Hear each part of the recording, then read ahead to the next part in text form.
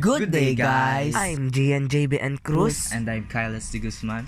Today, we will going to review this bike to reach infinite made by Foxter. And is this budget meal bike has the quality that we want for our money? And is this bike has the comfortability that we want on our rides?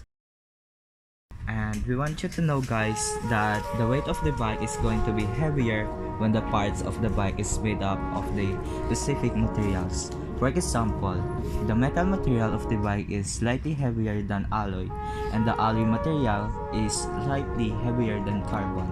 The weight of the bike will help you to go faster and feel comfortable on the rides.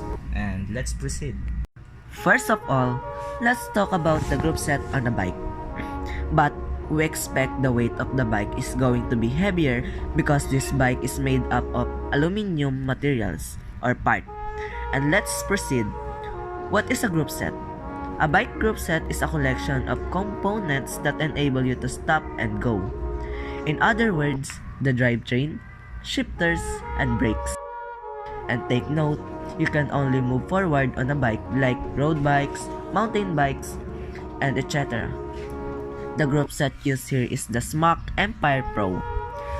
First, the rear derailleur, or RD for short.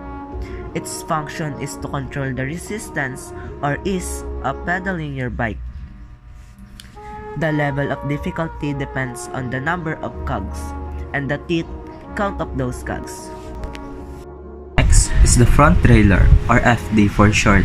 Its function is similar to RD, but the only difference is their appearance. The heavier pedaling is the faster and hard to pedal, while the lighter pedaling is the opposite. And the third, the STI or brakes. These are used to apply the brakes and change gears. And they are also connected to the RD, FD, and brake calipers via cables. The left STI is connected to the FD and front brake, while the right STI is connected on the RD and the rear brake. Without the STI, the FD, RD, and brakes would not function.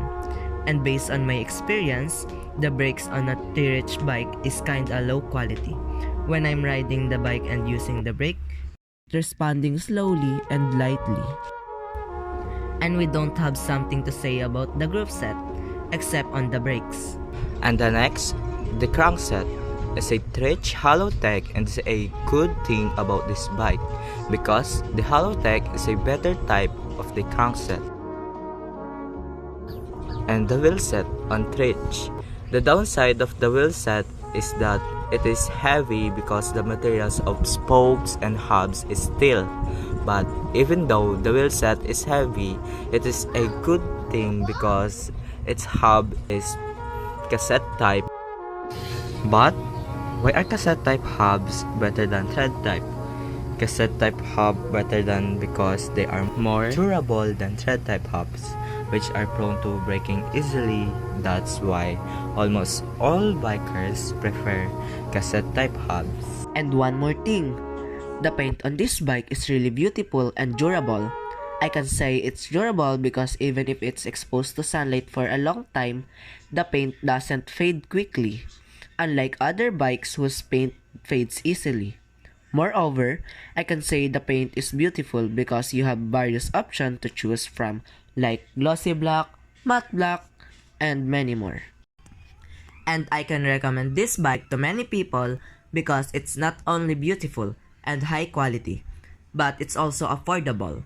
I can recommend it because this bike is really great, especially in terms of performance. You won't be let down whether you are going uphill or on flat terrain.